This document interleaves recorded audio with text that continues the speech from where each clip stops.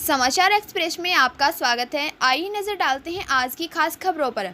झबरेड़ा में आज dedicated corona care centre का उद्घाटन भाजपा प्रदेश अध्यक्ष और पूर्व कैबिनेट मंत्री मदन कौशिक और प्रदेश प्रभारी दुष्यंत गौतम द्वारा किया गया।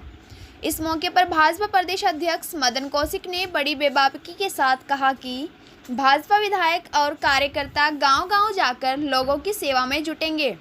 उन्होंने कहा कि कोरोना एक बेहद खतरनाक बीमारी है जिससे घर में रहकर ही बचा जा सकता है। उन्होंने सभी लोगों से कोविड गाइडलाइन का पालन करने की अपील करते हुए कहा कि झबरेड़ा में बनने वाले डेडिकेटेड कोविड सेंटर का लोगों को बड़ा फ़ायदा मिलेगा। उन्होंने कहा कि गांव-गांव के लोगों को इसका लाभ मिलेगा।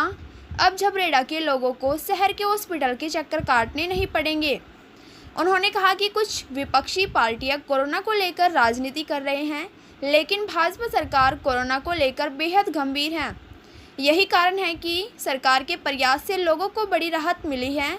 इस मौके पर भाजपा प्रदेश प्रभारी दुष्यंत गौतम ने कहा कि लोगों को कोरोना जैसी महामारी की गंभीरता से लेना चाहिए। लोगों को इस महामारी में मास्क और सामाजिक दूरी का सख्ती से पालन करना चाहिए। इस मौके पर भाजपा विधायक देशराज कर्णवाल, उनकी पत्नी वैजयंती माला, पूर्व विधायक चौधरी यशवीर सिंह, पूर्व राज्य मंत्री डॉक्टर गौरव चौधरी, डॉक्टर दिनेश त्रिपाठी, पार्षद सतीश शर्मा, भाजपा नेता सुशील त्यागी, संजीवनी हॉस्पिटल के सीईओ डॉक्टर राजेश त्रिपाठी, पूर्व चेयरमैन राजवीर चौधरी, पार्षद झबरेड़ा इंद्रेश मोती, सभासद मुकेश कश्यप, सभासद डॉक्टर सत्येंद्र मित्तल, सभासद शाहरुख मलिक, भाजपा नेता हितेश शर्मा, जितेंद्र शर्मा, जितेंद्र राणा, अजय बिश्नोई, डॉक्टर जोत सिंह और यशपाल शर्मा आदि मौजूद रहे। ये मेरा सौभाग्य है इस जनहित और कोविड महामारी में झबरेड़ा क्षेत्र, क्योंकि यहाँ पर सीएचसी नहीं है, केवल पीएचसी है। पीएचसी के माध्यम से ही यहाँ पर स्वास्थ्य सेवाएं हम दे रहे थे जनता को, लेकिन कोविड महामारी में कोविड केयर सेंटर आज ये झबरेड़ा में जिसका उद्घाटन हुआ, और उद्घाटन के समय हमारे राष्ट्रीय महामंत्री और राज्यसभा सांसद हमारे प्रदेश के प्रभारी दुष्यंत कुमार गौतम जी, प्रदेश अध्यक्ष पूर्व कैबिनेट मंत्री मदन कौशिक जी, और यहाँ के 2 बार विधायक रहे झबरेड़ा से, इकबालपुर से चौधरी यशवीर जी, और भारतीय जनता पार्टी के वरिष्ठ और समाज सेवी संगठनों के अध्यक्ष यहाँ पर उपस्थित रहे और इस कार्य का शुभारंभ उनके द्वारा किया गया। मैं सभी कुछ लोगों ने यहाँ पर फ्री दवाई देने की बात कही, और भगतोवाली गांव के एक मेरे समाज के व्यक्ति ने 8 दिन की दवाई देने का काम भी यहाँ पर किया गया है। इस महामारी में हम लोगों ने अपनों को भी खोया है, लोगों को ऑक्सीजन के लिए, दवाइयों के लिए तड़पते देखा है। उस तड़फ को मैं बर्दाश्त नहीं कर पाया और हम लोगों ने एक संकल्प लिया कि मैं झबरेड़ा में एक कोविड केयर सेंटर खोलेंगे, जहां पे ऑक्सीजन युक्त अभी फ़िलहाल 20 बेड की सुविधाएं हैं और भविष्य में इसे 100 से 150 बेड तक बढ़ाने का कार्यक्रम होगा।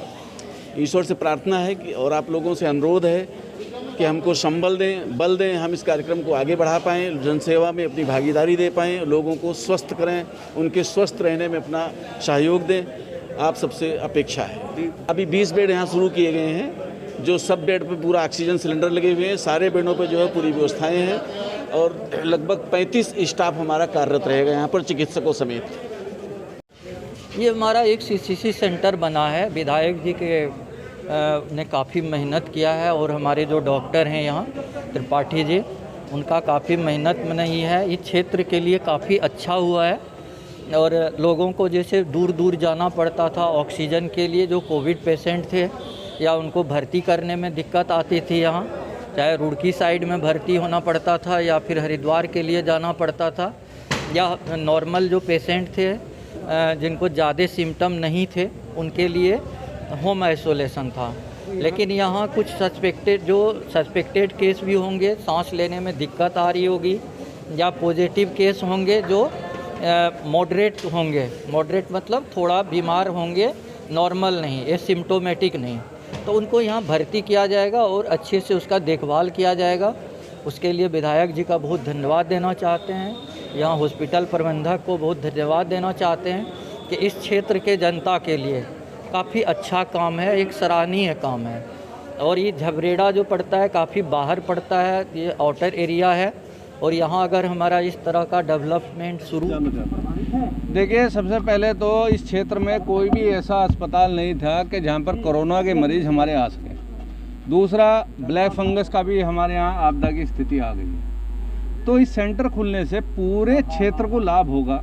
जो मरीज ऑक्सीजन के लिए या कोविड के इलाज के लिए घूमते थे, ये जो अस्पताल खुला है जिसमें हमारी सरकार द्वारा दिया गया है, निसंकोच इसमें लाभ सबको होना। देखिए, बात आज की नहीं है, ये बात इतिहास की है। सरकार कोई भी आ जाए, मैं अपना एक व्यक्तिगत आग्रह करूंगा, सरकार तो आनी जानी है, आज हमारी है कल किसी और की है, ये तो राजनीति है, लोकतंत्र है।